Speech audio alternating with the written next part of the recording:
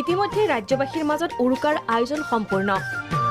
লগে ভাগে এসাঁজ খাবলৈ আগবাঢ়ি আহিছে সকলো বিলত মাছৰ জান বজাৰতো মাছ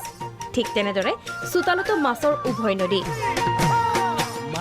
এনেদৰে চোতাল ভৰি পৰিছে মাছেৰে মেজিৰ তলত সকলোৱে এসাঁজ খাবলৈ আজি যুঁজা চলাইছে মাছ মঙহৰে সকলোৱে সুন্দৰকৈ এসাঁজ খাবলৈ সকলোৱে এতিয়া যুঁজা বৰ্তমান মুহূৰ্তত মই উপস্থিত আছোঁ মঠঘৰীয়াত এটা বিশেষ কাৰণত আপোনালোকে দেখিছে এই মাছখিনি লানিকৈ এনেদৰে সজাই থোৱা হৈছে আৰু এই মাছখিনি আজি দিয়া হ'ব যিসকল দুখীয়া দৰিদ্ৰ এয়া মহানগৰীৰ মঠঘৰীয়া নিবাসী হেমন্ত নাথ ডেকাৰ বদন্যতা উৰুকা উপলক্ষে দৰিদ্ৰ পৰিয়ালৰ মাজত বিলালে মাছ আৰু এনেদৰেই পুৱাৰ পৰাই তেওঁৰ ঘৰৰ চোতালত আহি ভৰি পৰিছেহি বহু লোক বছৰে ইয়াৰ মানুহৰ সংখ্যা বাঢ়ি আছে আৰু মই এইটো এটা মহান অনুভৱ বুলি ভাবিছোঁ আৰু মই নিজকে বৰ আত্মসন্তুষ্টি লাভ কৰিছোঁ আৰু এইটো এটা উদ্দেশ্য লৈয়ে এই কামটো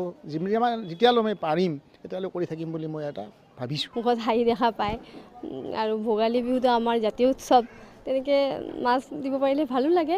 উল্লেখ্য যে হেমন্ত নাথ ডেকাৰ পৰিয়ালে সাধাৰণ লোকৰ মাজত বিগত 17 বছৰ ধৰি বিলাই আহিছে মাছ জাতি বা ধৰ্মৰ কথা নাই যি মানুহ যি জাতি হওক অসমীয়া হওক বিহাৰী হওক বঙালী হওক মুছলমান হওক যিয়ে নহওক কিয় আমি চবেই এটা অসমীয়া জাতিৰ এটা প্ৰতীক আৰু এই ভোগালী বিহুটো আৰু এই ভোগালী বিহুটোৰ জৰিয়তে আমি এই সকলো ৰাইজকে বিনামূলীয়াকৈ মাছ দিয়াৰ ব্যৱস্থা কৰিছোঁ আপোনজনৰে মিলি এসাঁজ ভালকৈ খাব মাছ নিবলৈ অহা লোকৰ মাজত বিৰিঙিছে তৃপ্তিৰ হাঁহি মাছ নি থাকোঁ খাই মাছ চাছ নি মিলা প্ৰীতিকৈ অলপ খাই ভাল লাগে ভালকৈ খাব লাগিব মাছ মাংস ইয়াৰ পৰা নিম মাছটো ভিডিঅ' জাৰ্নেলিষ্ট ৰাজুৰ সহযোগত পল্লৱী বৰাৰ ৰিপৰ্ট প্ৰাগ নিউজ গুৱাহাটী